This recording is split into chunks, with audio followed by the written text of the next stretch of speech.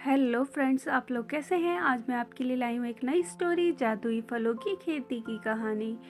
गांव रामपुर में एक किसान था जिसका नाम मोहन था। वह बहुत मेहनती था, लेकिन उसके फसलें ज़्यादा उपज नहीं देती थी। सालों की कड़ी मेहनत के बावजूद उसकी हालत कुछ खास नहीं बदली। एक दिन जब वह खेत में हल चला रहा था तो उसे जमीन में कुछ कठोर सा महसूस हुआ। उसने फावड़ा उठाया और खोदना शुरू किया। कुछ देर बाद उसे एक चमकता हुआ पत्थर मिला जो अजीब तरह की रोशनी बिखेर रहा था। मोहन ने पत्थर को ध्यान से देखा तो उस पर कुछ शब्द गुदे हुए थे जो इस पत्थर को जल से धोकर भूमि में दबाएगा, उसकी खेती में जादू होगा। पहले तो मोहन को ये मजाक लगा, लेकिन फिर उसने सोचा लिया कि आजमाने में क्या बुराई है। उसने पत्थर को धोया और अपने खेत के बीचों बीच दबा दिया। कुछ ही दिनों बाद अजीब घटनाएं होने लगी। उसके खेत में फसलें तेजी से बढ़ने लगी।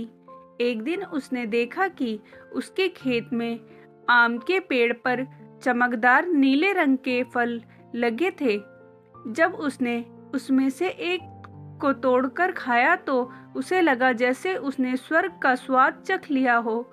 यह कोई साधारण फल नहीं था। मोहन ने कुछ और फल तोड़कर गांव वालों को दिए। जिसने भी वह फल खाया उसकी सारी थकान गायब हो गई और वह ताजगी से भर गया।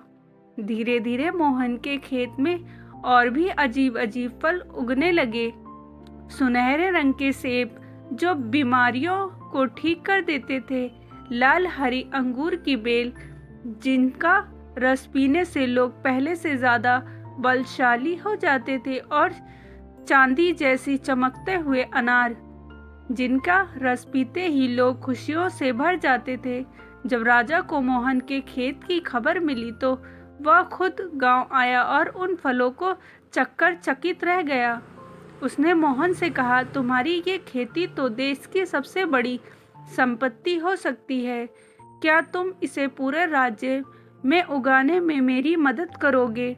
मोहन खुशी खुशी मान गया और राजा के सहयोग से उसने पूरे राज्य में जादुई फलों की खेती शुरू कर दी।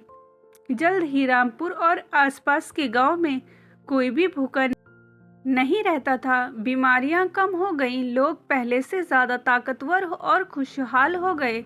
मोहन की ईमानदारी और मेहनत के कारण वह पूरे राज्य में सम्मानित हुआ। उसने अपनी संपत्ति का दुरुपयोग नहीं किया, बल्कि इसे सबके साथ साझा किया। कुछ ही वर्षों में उसका गांव पूरे देश में प्रसिद्ध हो गया। राजा ने उसे जादुई किसान की उपाधि दी। मोहन जानता था कि यह सब मेहनत, धैर्य और उस रहस्यमय पत्थर की कृपा से हुआ था, लेकिन उसने कभी लालच नहीं किया और अपनी खेती को सबके लिए उपयोगी बनाया। इसी तरह मोहन की जादुई खेती ने न केवल उसके गांव बल्कि पूरे राज्य को खुशहाल बना दिया और उसकी कहानी पीढ़ियों तक सुनाई जाती रही। स्टोरी अच्छी लगी हो तो प्लीज़ लाइक एंड सब्सक्राइब ज़रूर करें। मिलते हैं नेक्स्ट स्टोरी के साथ।